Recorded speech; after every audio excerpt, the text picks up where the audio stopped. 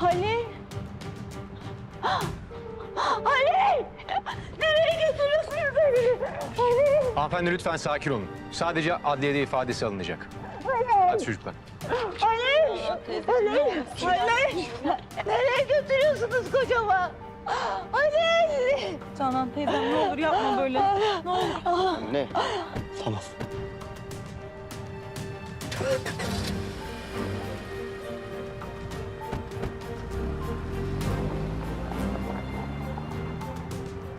Halil gitti.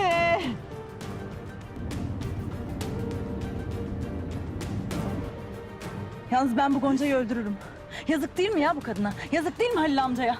Arzu tut anneni. Tut sen tut bak ben ona Ece yapacağım. saçmalama dur. Toprak. Bak ben bu ailenin resmi olarak bir ferdi olmayabilirim. Belki bunları sana söylemeye hakkım da yoktur. Ama o kız bir şeytan. O kız Atabeylerin felaketi Toprak. O kızı ailenden uzak tut. O kızı bizden uzak tut Toprak.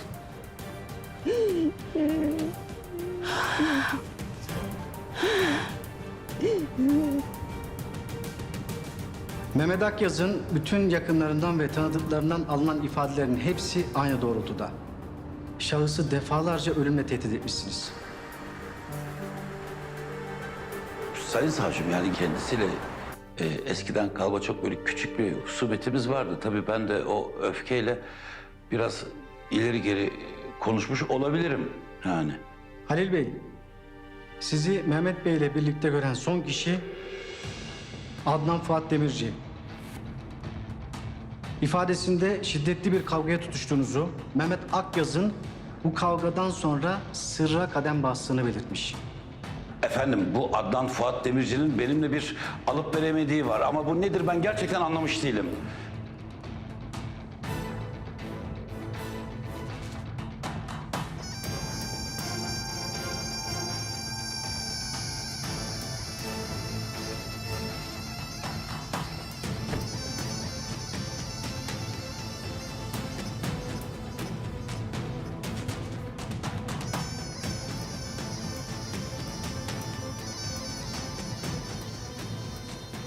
Halil Bey, sizinle gayet sarih bir şekilde konuşacağım.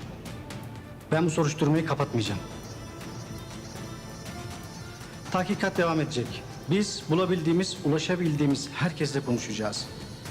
Mutlaka bir şahit bulacağımıza inanıyorum. Aileniz de siz de Isparta'da tanınan, bilinen muteber insanlarsınız. Bu yüzden gözaltı sürenizin uzaması için talepte bulunmayacağım. Ama şehri terk etmemenizi rica ediyorum. Sayın savcım masum olduğum önünde sonunda ortaya çıkacaktır. Ben buna inanıyorum. Rıfat Bey'e de selamlarımı iletin.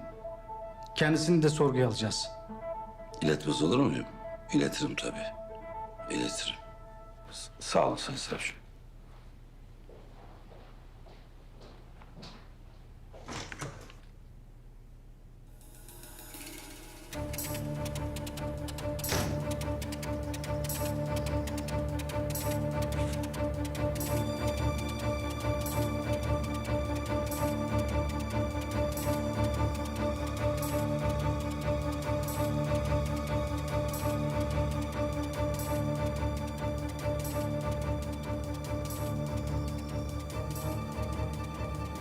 Sırrı.